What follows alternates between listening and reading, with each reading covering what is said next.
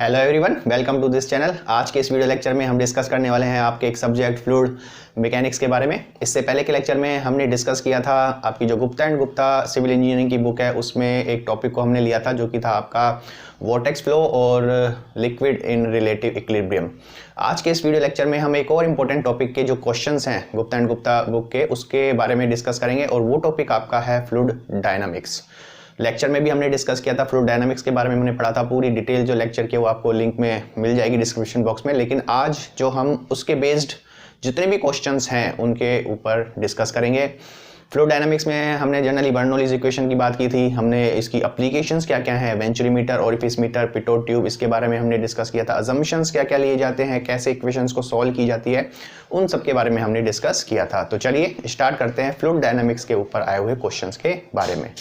पहला क्वेश्चन हम डिस्कस करते हैं जो कि है आपका 37 नंबर पे क्वेश्चन है, 37वां क्वेश्चन है। The equation P upon W मतलब specific weight plus V square upon 2G plus Z is constant is based on the following assumptions regarding the flow of fluid. बात की जा रही है ये जो इक्वेशन है और उन सब के बारे में आपको पता है कि ये जो इक्वेशन है P upon W plus V square upon 2G plus Z is equal to constant, या हम इसको ये भी लिख सकते हैं P upon rho G plus V square upon 2G plus Z is equal to constant. ये W आपका स्पेसिफिक वेट है जिसको हम रो जी लिखते हैं, और ये इक्वेशन हमें पता है इट इज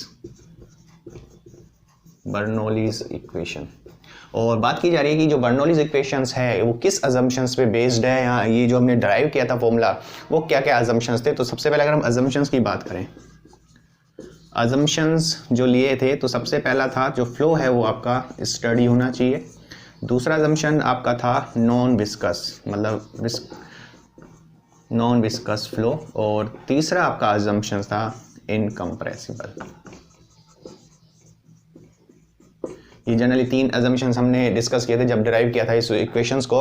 और बर्नौलीज थ्योरम की भी हमने बात की थी। बर्नौलीज थ्योरम क्या कहती है, in study non viscous and incompressible flow the sum of pressure energy plus kinetic energy plus datum energy is always remains constant. मतलब तीनों जो एनर्जीज हैं उनका जब सम करते हैं तो हर सेक्शन पे वो सम आपका हमेशा कांस्टेंट मिलता है। और अजम्पशंस आपके यही हैं, स्टडी नॉन विस्कस को हम फ्रिक्शन लेस भी बोलते हैं, और तीसरा आपका था इनकम्प्रेसिबल। तो अगर बात करें ऑप्शंस की, पहला ऑप्शन आपका study, friction less, incompressible and along a streamline. Bernoulli's equation के लिए डेरिवेशन के लिए हमने एक स्ट्रीमलाइन को कंसीडर किया था और यूनि डायरेक्शनल में वेलोसिटीज अजम्पशंस लिए थे। तो आपका जो ऑप्शन ए है वो बिल्कुल सही है, steady, frictionless, incompressible along a streamline. Next question की बात करते हैं। इट इज 43 नंबर पे क्वेश्चन है। क्वेश्चन क्या है, in the most general form of Bernoulli's equation P upon W plus V square upon 2G plus Z is constant, each term represent energy per unit mass per unit weight per unit volume, none of the above. Bernoulli's equation की बात की गई है दोबारा से, जो P upon W plus V square upon 2G plus Z is equal constant. इसमें जो तीनों एनर्जीज हैं वो किस यूनिट में रिप्रेजेंट की हुई हैं। तो जनरली ये हम सबसे पहले देखें, ये एक जनरलाइज फॉर्म है और ये आपका होता है एनर्जी पर यूनिट वेट में। हमेशा ध्यान रखना, ये जो इक्वेशन हम ड्राइव करते हैं लास्ट में एनर्जी पर यूनिट वेट में, आप इसको सॉल्व कर सकते हो। सपोज हम काइनेटिक एनर्जी जूल में अगर लें तो हम लिखते हैं हाफ mv स्क्वायर जो कि जूल में है, और इसको आप अगर पर यूनिट वेट से डिवाइड करो, वेट मतलब m इंटू जी, तो ये फॉर्म आपकी v स्क्वायर अपॉन 2g। इसी तरह से पोटेंशियल एनर्जी आप डेटम एनर्जी m इंटू जी इंटू एच पढ़ते हो, इसको पर यूनिट वेट से डिवाइड करते हैं तो mg से mg कैंसिल होके h या z जो भी आप मानते हो। और प्रेशर एनर्जी आपकी होती है प्रेशर इंटू वॉल्यूम, और इसको आप mg से डिवाइड करोगे पर यूनिट वेट से तो प्रेशर v को यहाँ लेके आओगे तो ये मास अपॉन वॉल्यूम रो हो जाता है, तो ये रो जी। तो ये सारी जो एनर्जीज हैं ये आपकी डिफाइन होती है एनर्जी पर यूनिट वेट में। तो ध्यान रखना हमेशा एनर्जी पर यूनिट वेट। तो ऑप्शन की बात करें, पहला ऑप्शन एनर्जी पर यूनिट मास है जो कि गलत है, एनर्जी पर यूनिट वेट जो बी ऑप्शन है वो आपका बिल्कुल सही हो जाता है, energy per unit wait. Next question की बात करते हैं जो कि है आपका 53 नंबर पे क्वेश्चन है आपका, the pitot tube is used to measure, options दिए हैं, velocity at stagnation point, stagnation pressure, static pressure and dynamic pressure. बात हम करते हैं पिटोट ट्यूब की, हमने पहले भी डिस्कस किया था। जो पिटोट ट्यूब है वो वेलोसिटी ऑफ फ्लो मेजर करती है, चाहे वो आपका ओपन चैनल हो और चाहे वो आपका पाइप हो। तो सपोज पिटोट ट्यूब के बारे में हमने देखा था कि सपोज इस तरह का कोई भी आपका चैनल है और इस चैनल में वेलोसिटीज ऑफ फ्लो कैलकुलेट करने के लिए आप इस तरह से एक 90 डिग्री एंगल पे ट्यूब होती है जिसको आप कहते हैं पिटोट ट्यूब। इसका एक एंड इस तरह से होता है फ्लो के अपोजिट डायरेक्शन में, ये डायरेक्शन ऑफ फ्लो है यहाँ। सपोज मुझे 1 पॉइंट ये लिया, सेकंड पॉइंट, इस पॉइंट पे वेलोसिटी v को कैलकुलेट करने के लिए ही हम इस पिटोट ट्यूब को यूज़ करते हैं। अभी साथ में हम ये देखते हैं कि ये जो पिटोट ट्यूब है वो वेलोसिटी ऑफ फ्लो तो कैलकुलेट करता ही है, लेकिन किसकी सहायता से, या इसका जो प्रिंसिपल है वो क्या है, ऑप्शंस में हम देखेंगे, क्योंकि ऑप्शन में आपके 4 ऑप्शंस दिए हुए हैं, velocity at stagnation point, stagnation pressure, static pressure और डायनामिक प्रेशर।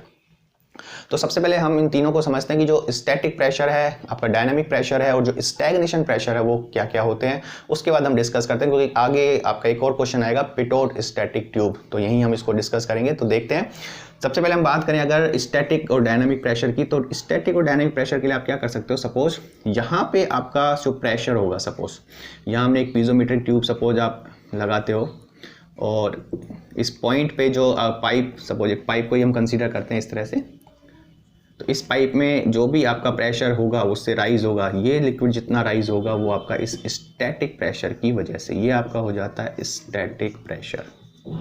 और जैसे ही आप इस पिटोट ट्यूब पे आते हो तो यहाँ पे वेलोसिटीज ऑफ फ्लो आपकी जीरो हो जाती है इस पॉइंट पे। इसी पॉइंट को हम बोलते हैं स्टैग्नेशन पॉइंट, इस पॉइंट को आप बोलते हो स्टैग्नेशन पॉइंट। तो इस स्टैग्नेशन पॉइंट पे वेलोसिटी आप एकदम से जीरो लेके आते हो, जिससे क्या हुआ, वेलोसिटी जीरो होने से जो काइनेटिक हेड है वो जीरो होगा, लेकिन वो जीरो नहीं होता, वो कन्वर्ट हो जाता है आपका प्रेशर हेड में। तो इस प्रेशर हेड में कन्वर्ट होने की वजह से यहाँ जो प्रेशर है वो ज़्यादा हो जाता है। सपोज ये पहले तो प्रेशर आपका था ही, जो कि आपका था स्टैटिक प्रेशर, ये आपका था स्टैटिक प्रेशर। जैसे ही आपने यहाँ पे वेलोसिटीज को जीरो करवाया, प्रेशर आपका इंक्रीज हुआ, क्योंकि वेलोसिटीज जीरो हो गई, तो ये इंक्रीज होने की वजह से लिक्विड आपका और राइज होना शुरू कर देता है ड्यू टू प्रेशर डिफरेंस, और जितना ऊपर होगा वो आप डिपेंड करेगा वेलोसिटी ऑफ फ्लो। तो इतना अगर ये सपोज ऊपर हुआ, ये आपका होता है डायनामिक प्रेशर। तो स्टैटिक प्रेशर तो पहले से ही था ही, जैसे ही आपने स्टैग्नेशन पॉइंट प्रोवाइड करवाया वहां से आपका डायनामिक प्रेशर किया। तो यहाँ से एक इक्वेशन बनी, जो स्टैग्नेशन पॉइंट है, यहाँ स्टैग्नेशन जो प्रेशर है, it is equal to dynamic pressure plus static pressure. तो यहां से हम तीनों को समझ सकते हैं। स्टैटिक प्रेशर, शुरू में प्रेशर कितना था, स्टैटिक, ये भी स्टैटिक यहाँ रहेगा क्योंकि थ्रू आउट आपका प्रेशर रहेगा, लेकिन जैसे ही आप यहाँ पे वेलोसिटीज जीरो करवाते हो, स्टैग्नेशन पॉइंट पे वेलोसिटी जीरो होने से प्रेशर इंक्रीज हो जाता है। कितना इंक्रीज हुआ, वही आपका डायनेमिक प्रेशर होता है। और वेलोसिटी ऑफ फ्लो तो कैलकुलेट करता है, लेकिन ऑप्शंस में दिए हुए हैं, आपका ए ऑप्शन है वेलोसिटी एट स्टैग्नेशन पॉइंट, जो कि गलत है, क्योंकि स्टैग्नेशन पॉइंट पे जो वेलोसिटी होती है वो जीरो होती है। दूसरा है आपका स्टैग्नेशन प्रेशर, ये स्टैग्नेशन प्रेशर को ही मेजर करता है, उसी के साथ ही आप वेलोसिटीज को कैलकुलेट करते हो, क्योंकि जब हम इक्वेशन पढ़ते हैं v is equal to √2 × g × h, ये हाइट कितनी हुई, यही आपकी इंपॉर्टेंट होती है। तो यहाँ से ये स्टैग्नेशन प्रेशर को कैलकुलेट करने के बाद वेलोसिटी ऑफ फ्लो को कैलकुलेट करता है। तो ऑप्शन यहाँ पे जो होगा वो it is B, stagnation pressure को मेजर करता है। और वेलोसिटी ऑफ फ्लो होता तो भी वो ऑप्शन सही होता। स्टैटिक ट्यूब के बात करें, क्योंकि एक नेक्स्ट क्वेश्चन आएगा। स्टैटिक ट्यूब जो होगा वो जनरली पिटोट स्टैटिक ट्यूब होते हैं, वो एयरक्राफ्ट में वेलोसिटीज को कैलकुलेट करती है, वो जनरली डायनामिक प्रेशर को कैलकुलेट करती है। डायनामिक प्रेशर की मदद से ही हम वेलोसिटीज ऑफ फ्लो को कैलकुलेट करते हैं, लेकिन डायनामिक प्रेशर को कैलकुलेट करने के लिए ही हमें टोटल प्रेशर भी कैलकुलेट करना होता है और स्टैटिक प्रेशर को कैलकुलेट करना होता है। डायनामिक प्रेशर आप डायरेक्टली मेजर नहीं कर सकते। डायनामिक प्रेशर मेजर करने के लिए हम टोटल प्रेशर में से स्टैटिक प्रेशर को माइनस कर देते हैं, तो वहाँ पे भी आपका ऑप्शंस हो जाएगा। नेक्स्ट हम आएंगे तब उसके बारे में और देखते हैं। तो हाल फिलहाल इसके लिए जो ऑप्शन आपका हो जाएगा it is B. Next question को डिस्कस करते हैं। It is 54। नेक्स्ट क्वेश्चन है आपका 54 है। 54 क्वेश्चन है, hot wire anemometer is use to measure discharge velocity of gas, pressure intensity of gas, pressure intensity of liquid. तो हमेशा ध्यान रखना, हॉट वायर एनोमोमीटर जो यूज़ किया जाता है वो वेलोसिटी ऑफ गैस को कैलकुलेट करने में यूज़ किया जाता है, और जहाँ पे वेलोसिटीज़ में फ्लक्चुएशंस या टर्बुलेंस ज़्यादा होता है वहाँ पे हम जनरली इसको यूज़ करते हैं। हॉट वायर मतलब इसलिए नाम दिया गया क्योंकि एक गर्म वायर की सहायता से ही हम जो वेलोसिटीज़ ऑफ फ्लो को मेज़र करते हैं, और इंटरनल जो मैकेनिज्म है वो अभी हमारा काम का नहीं है, लेकिन हमें ध्यान रखना है हॉट वायर एनेमोमीटर है जो वेलोसिटीज ऑफ गैस को कैलकुलेट करने के काम में आता है। तो वेलोसिटीज ऑफ गैस जो ऑप्शन हो जाएगा इट इज बी। अगला क्वेश्चन अगर हम बात करें जो कि है आपका 56। 56 नंबर पे क्वेश्चन है। क्वेश्चन क्या कहता है, which of the following is use to measure the discharge. Options दिए हैं, current meter, venturimeter, pitot tube, hot wire, anemometer. Generally हम जब एप्लीकेशंस की बात करते हैं बर्नौलीज इक्वेशंस की, तो 3 एप्लीकेशन जनरली हम डिस्कस करते हैं। पहली आपकी वेंचुरीमीटर, जो कि किसी भी पाइप से डिस्चार्ज को कैलकुलेट करने के यूज में ली जाती है। दूसरी एप्लीकेशन हम देखते हैं ओरिफिस मीटर, वो भी किसी भी पाइप से डिस्चार्ज कैलकुलेट करने के काम आती है। और तीसरी एप्लीकेशन हम देखते हैं पिटोट ट्यूब, जो कि वेलोसिटीज ऑफ फ्लो को मेजर करता है। इसमें एक और ऑप्शन दिए हैं करंट मीटर। करंट मीटर भी जनरली ओपन चैनल्स में वेलोसिटीज ऑफ फ्लो को कैलकुलेट करने के काम आता है। वेंचुरीमीटर जो दिया हुआ है वो आपका डिस्चार्ज को कैलकुलेट करता है किसी भी पाइप से।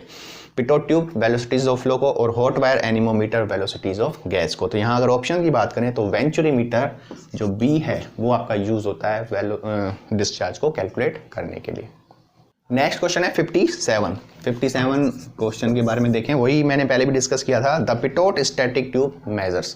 Pitot static tube generally aircraft की वेलोसिटीज को कैलकुलेट करने के काम आता है, और वहां पे जनरली जो उसका मेजरमेंट होता है वो डायनामिक प्रेशर से किया जाता है। और डायनामिक प्रेशर को कैलकुलेट करने के लिए टोटल प्रेशर या स्टैग्नेशन प्रेशर में से हम स्टैटिक प्रेशर को माइनस करते हैं। तो यहाँ ऑप्शंस की बात करें, पहला है आपका stagnation pressure, static pressure, dynamic pressure. C option आपका मैच होता है, इट इज डायनामिक प्रेशर। लेकिन डायनामिक प्रेशर आप डायरेक्टली मेजर नहीं कर सकते, आप पहले टोटल प्रेशर स्टैग्नेशन प्रेशर को कैलकुलेट करोगे, उसमें से स्टैटिक प्रेशर को माइनस कर दोगे, लेकिन फाइनल जो हमें चाहिए होता है वो डायनामिक प्रेशर। तो यहाँ से ऑप्शन आपका सी। नेक्स्ट क्वेश्चन की बात करते हैं। नेक्स्ट क्वेश्चन है आपका 60 नहीं है, नेक्स्ट क्वेश्चन है आपका 61 क्वेश्चन है आपका, size of venturimeter is specified by. Venturimeter की जो साइज है वो किस बेस पे स्पेसिफाइड की जाती है। और वेंचुरीमीटर की अगर हम बात करें उसके कंस्ट्रक्शन की, हमने देखा था वेंचुरीमीटर सपोज आपका ये पाइप है, इस पाइप से डिस्चार्ज को कैलकुलेट करने के यूज में ली जाती है। किस तरह से डिवाइस होगी, इसके सेक्शन पे पहले ये कन्वर्जिंग होगी और कुछ पोर्शन के बाद ये डाइवर्जन शुरू हो जाता है। और जनरली ये और ये 3 सेक्शन हम जनरली लेते हैं। इसको आप बोलते हो थ्रोट, ये आपका हो जाता है कन्वर्जिंग सेक्शन, और ये सेक्शन आपका होता है डाइवर्जिंग सेक्शन, और ये आपका हो जाता है पाइप का सेक्शन, ये आपका पाइप। जनरली ये भी हम देखते हैं कि ये जो लेंथ होती है कन्वर्जिंग की और जो डाइवर्जिंग की अलग अलग होती है। ऐसा इसलिए होता है क्योंकि लॉसेस को मिनिमाइज करने के लिए हम जनरली जो इसकी लेंथ होगी वो ज़्यादा होगी। फ्लो सेपरेशन को कम करने के लिए इसकी लेंथ, यहाँ ये एंगल हमें कम रखना होता है, ये एंगल आपका ज़्यादा होता है। ये हमने पहले भी डिस्कस किया था, ये लगभग 5 to 7 डिग्री होता है और ये लगभग 21 to 23 डिग्री होता है। तो इस एंगल कम रखने से ही आपकी इस लेंथ को बढ़ना पड़ेगा, क्योंकि ये पाइप और ये पाइप का सेक्शन आपका सेम होता है।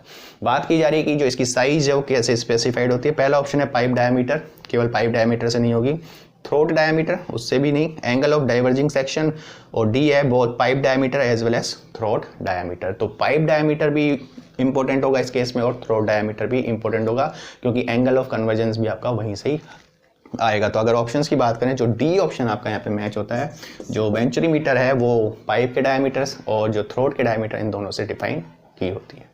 नेक्स्ट क्वेश्चन को डिस्कस करते हैं, जो कि है आपका 64 नंबर पे क्वेश्चन है। क्वेश्चन है क्या देखते हैं, विच of the following is an incorrect statement. मतलब इनमें से कौन सा स्टेटमेंट करेक्ट नहीं है। पहला है coefficient of contraction of A venturimeter is unity. Contraction की अगर हम बात करें वेंचुरीमीटर के केस में, तो वहां पे कॉन्ट्रैक्शन बिल्कुल नहीं होगा। क्यों नहीं होगा, क्योंकि हम उसको ग्रेजुअली चेंजेस करते हैं एरियाज में। थ्रोट सेक्शन है, वहाँ से डाइवर्जिंग होगा, फिर कन्वर्जिंग, पहले कन्वर्जिंग होगा थ्रोट सेक्शन, फिर डाइवर्जिंग। तो यहाँ पे कॉन्ट्रैक्शन नहीं होने की वजह से जो कोफिशिएंट ऑफ कॉन्ट्रैक्शन है वो आपका यूनिटी के बराबर होता है, क्योंकि जितना ही आपका वेना कॉन्ट्रैक्टर जेट होगा वही आपका एक्चुअल होगा। तो ये सही है। वेंचुरीमीटर के केस में जो कोफिशिएंट ऑफ कॉन्ट्रैक्शन है वो यूनिटी होता है। Flow nozzle is cheaper than venturimeter but has higher energy loss. Flow nozzles को भी हम डिस्चार्ज को कैलकुलेट करते हैं, लेकिन वहाँ पे जो लॉसेज होते हैं वो जनरली ज़्यादा होते हैं एज कम्पेयर टू वेंचुरीमीटर, क्योंकि वेंचुरीमीटर में हम जो एरिया में रिडक्शन करते हैं वो आपका ग्रेजुअली होता है। प्रिंसिपल आपका यही है, एरिया में रिडक्शन से वेलोसिटीज़ में चेंजेस आए, वेलोसिटीज़ में चेंजेस की वजह से प्रेशर में चेंजेस आए, उन्हीं प्रेशर में चेंजेस की सहायता से ही हम डिस्चार्ज को कैलकुलेट करते हैं। यही आपका प्रिंसिपल होता है वेंचुरीमीटर का। लेकिन फ्लो नोजल के केस में वो लॉसेस ज़्यादा हो जाते हैं। तो दूसरा ऑप्शन भी आपका करेक्ट है। तीसरा अगर हम बात करें, discharge is independent of orientation of venturimeter whether it is horizontal, vertical और इंक्लाइंड। ये भी बिल्कुल सही है। अगर हम किसी भी कंडीशंस में वेंचुरीमीटर के लिए डिस्चार्ज को कैलकुलेट करें चाहे वो इंक्लाइन कंडीशन हो चाहे वो हॉरिजॉन्टल कंडीशन हो, तो डिस्चार्ज हमेशा बराबर आता है। इसका मतलब ये तीनों स्टेटमेंट आपके करेक्ट हैं। तो इसका मतलब इनकरेक्ट पूछा है तो डी ऑप्शन दिया है, none of the above statement is correct. तो आपका ऑप्शन क्या हो जाएगा, डी, मतलब इन तीनों में से कोई भी मैच नहीं करता आपका जो क्वेश्चन दिया हुआ है। तो यहाँ जो ऑप्शन हो जाता है it is D. Next question है आपका 65 नंबर पे क्वेश्चन है। क्वेश्चन क्या कहता है, coefficient of velocity of venturimeter is independent of Reynold number, decreases with higher Reynold number, is equal to the coefficient of discharge of venturimeter, none of the above. Coefficient of velocity की बात करें venturimeter के लिए, तो coefficient of discharge हमें पता है formula, it is coefficient of contraction और कोफिशिएंट ऑफ वेलोसिटी। और वेंचुरीमीटर की अभी अभी हमने बात की थी, वेंचुरीमीटर के लिए जो कोफिशिएंट ऑफ कॉन्ट्रैक्शन है वो यूनिटी होता है। तो यहाँ से CD बराबर CV, मतलब कोफिशिएंट ऑफ डिस्चार्ज और coefficient of velocity in case of venturimeter आपके बराबर रहते हैं। ऑप्शंस की बात करें तो C ऑप्शन है आपका is equal to the coefficient of discharge of venturimeter. तो आपका ऑप्शन जो है वो C। नेक्स्ट क्वेश्चन की बात करें विच इज 220 नंबर का क्वेश्चन है। क्वेश्चन क्या कहता है, when a particular discharge is flowing in a horizontal pipe, a mercury water U2 manometer connected to the entrance at the throat of venturimeter fitted in the pipe recorded a deflection of 25 centimetre if the same discharge flowed through the same pipe kept at an inclination of 45 degree to the horizontal, then the corresponding deflection by the U2 manometer will be। बात की जा रही है कि एक condition है, horizontal pipe है, उसमें हमने वेंचुरीमीटर को फिट किया हुआ है, उधर हम जब डिस्चार्ज के लिए करते हैं तो उस समय जो डिफ्लेक्शन आता है मैनोमीटर्स में वो आपका 25 सेंटीमीटर आता है। इसी पाइप को अगर हम 45 डिग्री के एंगल पर इंक्लाइन कर दें, 45 डिग्री के एंगल पर इंक्लाइन कर दें और डिस्चार्ज सेम हो, तो जो डिफ्लेक्शन है वो कितना होना चाहिए। अभी अभी हमने डिस्कस किया था, जो वेंचुरीमीटर के लिए जो डिस्चार्ज है it is independent of orientation, मतलब जो डिफ्लेक्शन की अगर हम बात करें तो डिफ्लेक्शन उस केस में अगर 25 सेंटीमीटर है तो इस केस में भी आपका डिफ्लेक्शन 25 सेंटीमीटर आएगा, क्योंकि जब हम डिराइव करते हैं प्रेशर हेड कितना हुआ H, वेंचुरीमीटर के लिए हमने ये फॉर्मूला देखा था x SM/S-1। अगर आप इसको इंक्लाइन भी कर देते हो तो ये भी वैल्यूज आपकी सेम आती है H SM/S-1। हॉरिजॉन्टल के लिए भी है, इंक्लाइन के लिए भी आपका फॉर्मूला यही डिराइव्ड होके आता है। तो यहाँ पे जो मैनोमीटर्स में डिफ्लेक्शन है कीपिंग सेम डिस्चार्ज हमेशा बराबर रहेगा। तो 25 सेंटीमीटर है तो दूसरे वाले केस में भी वैल्यूज आपकी 25 सेंटीमीटर ही आएगी। तो ऑप्शन इस हिसाब से आपका D। तो हमेशा ध्यान रखना independent of orientation. Next question की बात करते हैं जो कि आपका 260 नंबर पे क्वेश्चन है। क्वेश्चन की बात करें, consider the following statement, a horizontal pipe reduces from 10 centimetre to 5 centimetre in diameter if the pressure head at 10 centimeter section is 10 meter and velocity head is 1 meter, then चार option value statement दिए हुए हैं। पहला है total head at any point is 11 meter, pressure head at the 5 centimeter section is negative, discharge varies proportionate to the diameter और datum head at all section is constant. एक condition दी हुई है इस तरह से, एक सेक्शन बनाया हुआ है, टैपरिंग पाइप है, ये कंडीशन आपकी 5 सेंटीमीटर सेक्शन है, ये आपका 10 सेंटीमीटर सेक्शन है और 10 सेंटीमीटर सेक्शन पे जो प्रेशर हेड है वो आपको दिया हुआ है 10 मीटर। प्रेशर हेड मतलब P/ρg, यहाँ आपको 10 मीटर दिया हुआ है और वेलोसिटी हेड आपको V²/2g दिया हुआ है 1 मीटर। और बात की जा रही है कि जो स्टेटमेंट है तो वहाँ हम देखते हैं total head at any point is 11 metre. तो अगर हम टोटल हेड की बात करें तो टोटल हेड जनरली आपका प्रेशर हेड और velocity head and datum head होता है। यहाँ पे 10 तो प्रेशर हेड हो गया और ये वेलोसिटी हेड, तो 11 तो ये हो गया। इसका मतलब अगर हम बात करें टोटल हेड की तो वो 11 नहीं होगा। अगर आप डेटम हेड को 0 कंसीडर करते हैं तब जाके वो वैल्यू आपकी 11 होती है। बात देखते हैं दूसरे ऑप्शंस क्या है। Pressure head eight 5 centimeter section is negative. इस सेक्शन पे जो प्रेशर हेड है P/ρg वो नेगेटिव होगा या पॉजिटिव होगा वो हम चेक करते हैं। वो कैसे चेक कर सकते हैं, सेक्शन 1 और सेक्शन 2 पे हम बर्नौलीज इक्वेशन से, सेक्शन 1 और सेक्शन 2 पे अगर हम बर्नौलीज इक्वेशन अप्लाई करें तो बर्नौलीज इक्वेशन है P/ρg plus V1² plus Z1 is equal to P2/ρg plus V2² plus Z2। Horizontal pipe के केस में जो सेक्शन पर डेटम हेड है वो आपस में कैंसिल हो जाते हैं, तो Z1 और Z2 बराबर होने से प्रेशर हेड P1/ρg आपको दिया हुआ है 10, वेलोसिटी हेड आपका दिया हुआ है 1 is equal to P2/ρg upon rho G plus V2² upon 2G। मुझे ये हेड कैलकुलेट करना है, पॉजिटिव होगा या नेगेटिव, उसके लिए मुझे ये वैल्यूज़ चाहिए। V2 की वैल्यू आते ही आप कैलकुलेट कर सकते हो। V1 और V2 की वैल्यू कैलकुलेट करने के लिए हम इस सेक्शन को कंसीडर करें तो यहाँ हम कंटिन्यूटी इक्वेशन से इस वैल्यूज़ को चेक कर सकते हैं। कैसे? कंटिन्यूटी इक्वेशन हमें पता है, it is A1 V1 is equal to A2 V2। यहाँ V2 बराबर क्या हो जाएगा, A1 upon A2 into V1। तो यहाँ से V2 को हम कैलकुलेट करें, A1 आपका हो जाएगा π/4 10 सेंटीमीटर इसका स्क्वायर, और A2 आपका हो जाएगा π/4 A2 5 का स्क्वायर।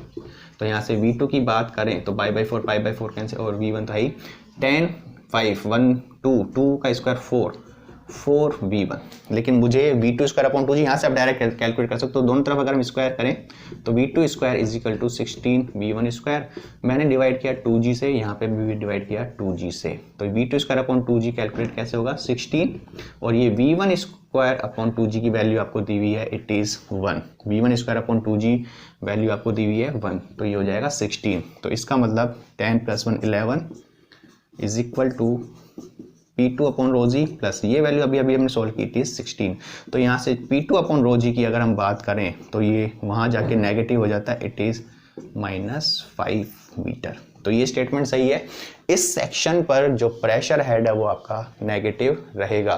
तो ऑप्शन में देखते हैं, pressure head eight 5 centimeter section is negative, मतलब दूसरा जो पॉइंट है वो आपका सही है।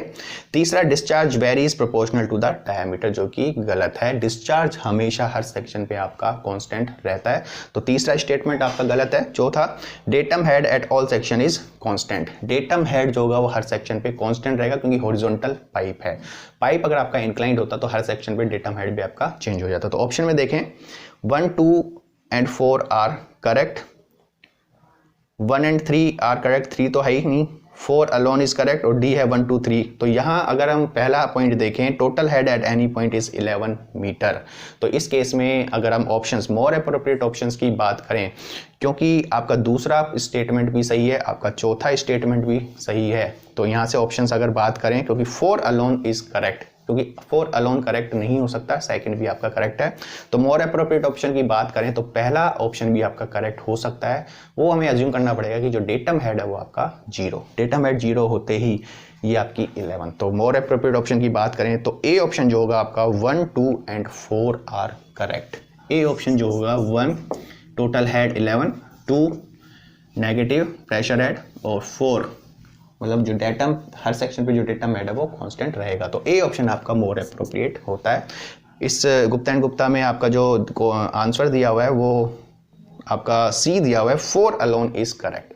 4 अलोन लिखा हुआ है, अलोन लिखा हुआ है, इसलिए ये बिल्कुल सही नहीं हो सकता, क्योंकि 2 भी आपका सही है। हाँ, 4 इज करेक्ट ये होता तो हम बाकी को चेंज कर सकते थे।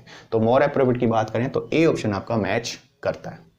नेक्स्ट क्वेश्चन को देखते हैं, जो कि आपका 290 290 नंबर क्वेश्चन। क्वेश्चन क्या है, match list first name of instrument with list second variable measured and select the correct answer using the codes given below the list. एक तरफ आपकी लिस्ट फर्स्ट दी हुई है और दूसरी तरफ आपकी लिस्ट सेकंड दी हुई है, और इंस्ट्रूमेंट दिए हैं और वो क्या क्या मेजर करते हैं उनके बारे में बात की है। तो सबसे पहले हॉट वायर एनीमोमीटर, तो हमने पहले भी डिस्कस किया था। हॉट वायर एनीमोमीटर है जो वेलोसिटीज ऑफ गैस को मेजर करता है, लेकिन लिस्ट सेकंड में हम देखें तो वेलोसिटीज ऑफ गैस नहीं है। आपका एक और ऑप्शन है टर्बुलेंस, 5 नंबर पे है। तो अगर हम बात करें A B C D, hot wire anemometer A पे दिया है, जनरली वो टर्बुलेंस को भी मेजर करता है, क्योंकि वो जनरली फ्लक्चुएशन जो अगर वेलोसिटीज़ का बहुत ज़्यादा है वहाँ पे यूज़ किया जाता है, तो टर्बुलेंस को भी हम मेजर करते हैं। तो ए आपका हो जाता है 5। बी है आपका ऑरिफिस मीटर, हमें पता है जो ऑरिफिस मीटर है वो डिस्चार्ज को कैलकुलेट करता है, तो दूसरा आपका डिस्चार्ज। सी है आपका Pitot tube, velocities of flow या मीन वेलोसिटीज को हम कैलकुलेट कर सकते हैं, तो ये आपका 3। और डी है आपका प्रेस्टन ट्यूब, जो प्रेस्टन ट्यूब होता है वो आपका बाउंड्री शियर स्ट्रेस को मेजर करता है, तो ये आपका 1। तो 5 2 3 1 5 2 3 1 की अगर हम बात करें तो आपका जो ऑप्शन डी है वो मैच हो जाता है। तो 290 के लिए जो आंसर होगा वो आपका डी ऑप्शन होगा। हॉट वायर एनोमीटर के लिए आप हमेशा ध्यान रखना है टर्बुलेंस को भी मेजर किया जा सकता है। नेक्स्ट क्वेश्चन की बात करते हैं, जो कि है आपका 351। 351 351 नंबर का क्वेश्चन है। A jet of water issues from a 5 centimeter diameter nozzle held vertically upward at a velocity of 20 meter per second. If the air resistance consumes 10% of the initial energy of the jet, then it would reach a height above the nozzle. क्या question है? Question है suppose आपके पास इस तरह से कोई nozzle है और इस नोजल में से एक जेट इश्यूज होता है जो कि वर्टिकली अपर डायरेक्शन में है और ये जो जेट की वेलोसिटी शुरू में है 20 मीटर पर सेकंड। तो जेट एक पॉइंट को अगर हम कंसीडर करें तो जैसे जैसे पॉइंट ऊपर जाता जाएगा जो आपकी वेलोसिटीज़ है वो कम होती जाएगी। मैक्सिमम कितनी हाइट होगी वो आपका डिपेंड करेगा जहाँ पे वेलोसिटी आपकी जीरो हो जाती है। तो वेलोसिटी जीरो कहाँ होगी, मतलब आपकी जो काइनेटिक एनर्जी शुरू में आपकी काइनेटिक एनर्जी है, ऊपर जाते जाते वो वेलोसिटी कम होती जा रही है, तो मतलब काइनेटिक एनर्जी आपकी कम होती जा रही है, ख़त्म नहीं होती लेकिन वो कन्वर्ट हो जाती है आपकी पोटेंशियल एनर्जी में। मतलब यहाँ पे जो कन्वर्जन है पोटेंशियल एनर्जी m/g, मैं मान लेता हूँ यहाँ तक जेट रुकता है तो ये आपका h हाइट है, पोटेंशियल एनर्जी कन्वर्ट हो जाती है आपकी काइनेटिक एनर्जी में अगर किसी भी प्रकार की एनर्जी में रिडक्शन नहीं है। लेकिन यहाँ पे रिडक्शन हो रहा है काइनेटिक एनर्जी में क्योंकि एयर का रेजिस्टेंस है, उसकी वजह से 10% आपका रिडक्शन हो जाता है। अगर 10% रिडक्शन नहीं होता तो हाइट और आपकी ज़्यादा हो सकती थी, लेकिन यहाँ पे 10% रिडक्शन होने की वजह से कंप्लीट कन्वर्जन नहीं हो सकता। कन्वर्जन कितना होगा, ये होगा 0.9, क्योंकि माइनस करोगे तो 0.9 इंटू हाफ mv²। इस इक्वेशन से आप हाइट को कैलकुलेट कर सकते हो। तो यहाँ अगर हम देखें m से m कैंसिल हो जाता है, h की बात करें तो 0.9, वेलोसिटी आपको दी हुई है 20 इंटू 20/2 और इंटू ये नीचे g। तो इस h को जब आप सॉल्व करते हो 0.9 इंटू 20 इंटू 20/2 और g की वैल्यू 9.81, तो ये वैल्यू आपकी सॉल्व होकर आती है, इट इज़ 18.35 मीटर। और ऑप्शंस की बात करें तो ऑप्शन आपका यहाँ पे ए मैच होता है 18.35 मीटर।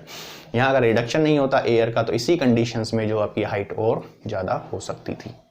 नेक्स्ट क्वेश्चन है आपका, इट इज़ 366 नंबर पे क्वेश्चन है match list first with list second and select the current transfer using the codes given below the list. एक तरफ लिस्ट फर्स्ट दी हुई है जहाँ पे आपके इंस्ट्रूमेंट्स दिए हुए हैं, दूसरी तरफ लिस्ट सेकंड दी हुई है कि जो मेजरमेंट है वो क्या क्या किया जाता है। तो वेंचुरीमीटर को हम पहले भी डिस्कस कर चुके हैं, फ्लो रेट या डिस्चार्ज को कैलकुलेट करने में काम आती है, तो ए का सीधा 1 हो जाता ही है। दूसरा आपका दिया हुआ है बी करंट मीटर हमेशा वेलोसिटीज ऑफ फ्लो को कैलकुलेट करता है, तो बी का 2 हो जाता है। पीजोमीटर जो है वो हमने देखा था, पीजोमीटर एक ट्यूब है, वो जनरली किसको मेजर करती है, लो प्रेशर्स को कैलकुलेट करती है या फ्लो प्रेशर, तो सी का आपका 3। तो ऑप्शन 1 2 3 को अगर हम देखें तो ए ऑप्शन आपका यहाँ पे मैच होता है, A1 B2 और C3। नेक्स्ट क्वेश्चन की अगर हम बात करें, नेक्स्ट क्वेश्चन है आपका 387 नंबर पे क्वेश्चन है। क्वेश्चन को देखते हैं क्या है।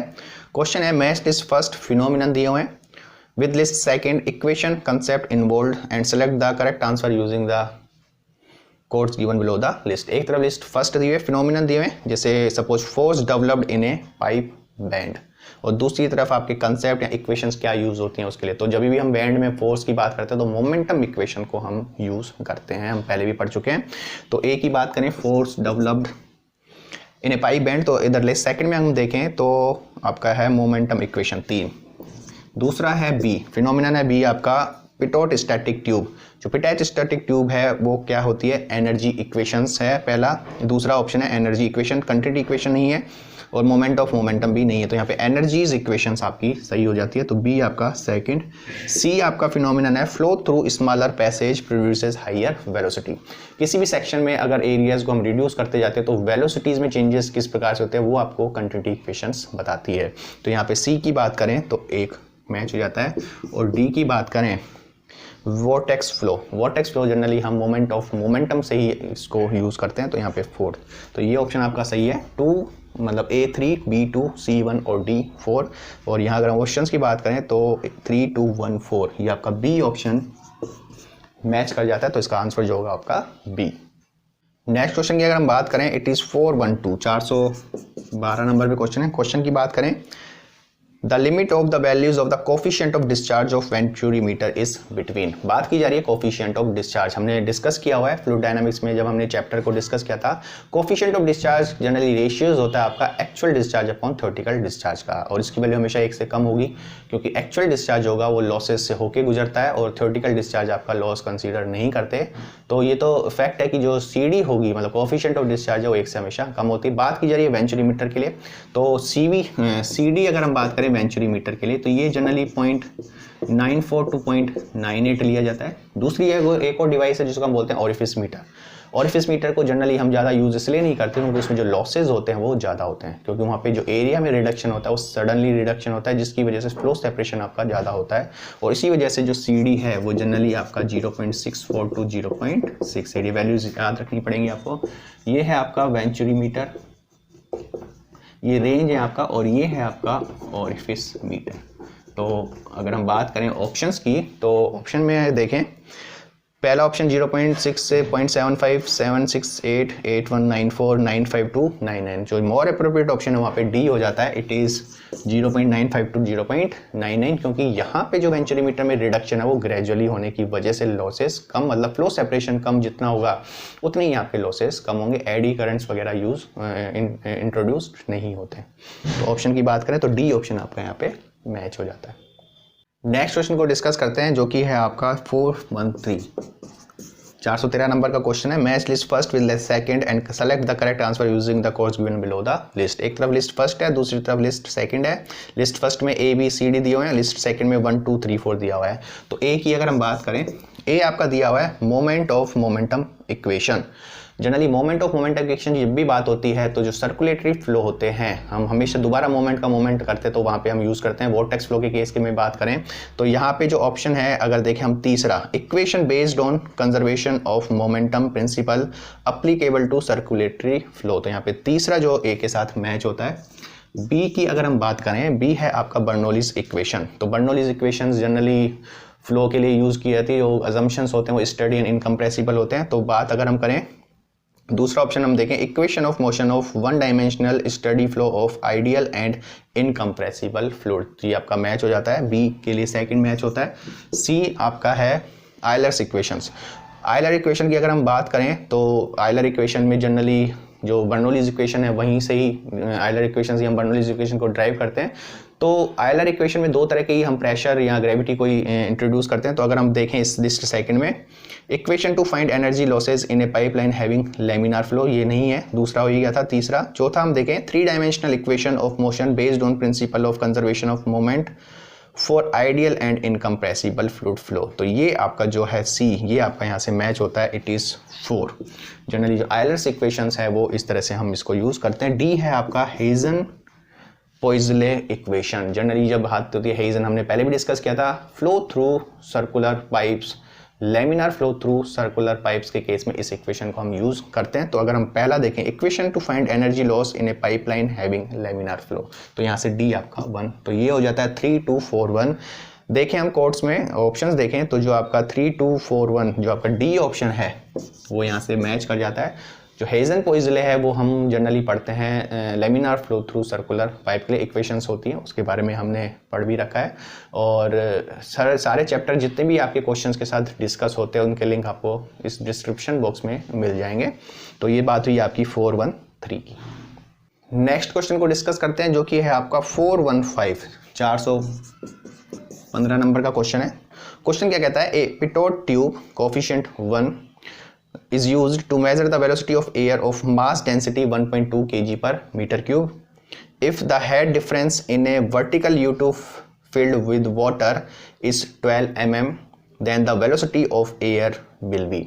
पिटोट ट्यूब से वेलोसिटीज ऑफ फ्लो को मेजर करते हैं। हमने दोनों के केस में देखा था, ओपन चैनल के केस में हमने देखा था, ओपन चैनल के केस में हमने देखा था इस तरह से आपका कोई भी पिटोट ट्यूब है इस तरह से 90 डिग्री के एंगल पे, और यहाँ से हम स्टैग्नेशन प्रेशर की सहायता से कितना राइज हुआ ये H, तो यहाँ से हम इस पॉइंट B1 की वेलोसिटीज को सीधा कैलकुलेट करते थे √2GH से।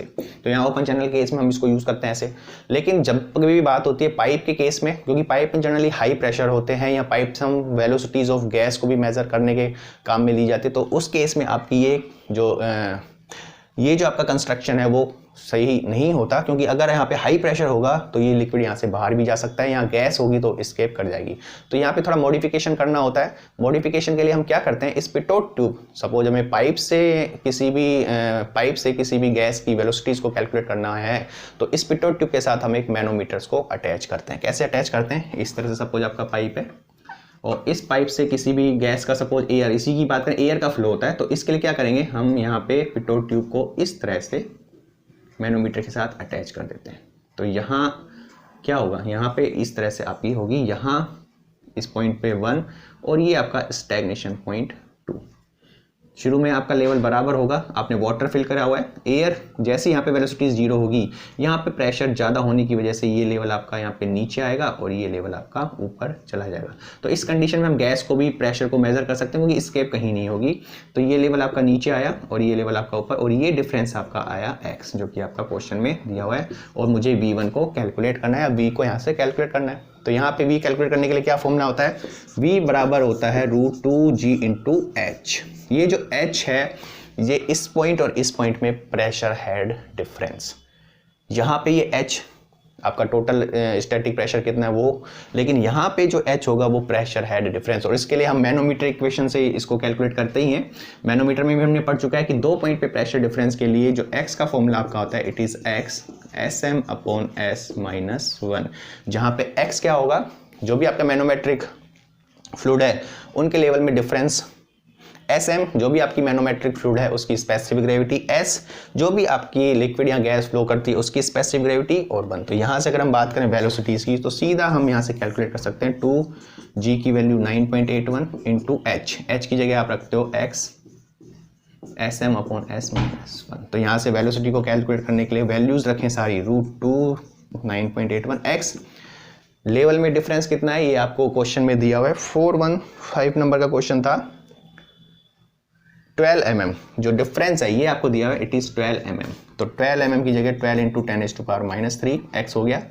SM specific gravity of manometric fluid, water है तो वाटर की स्पेसिफिक ग्रेविटी हमें सबको पता है, इट इज़ 1, क्योंकि वाटर की डेंसिटी 1000, इसको डिवाइड कर दोगे 1000 से तो ये 1।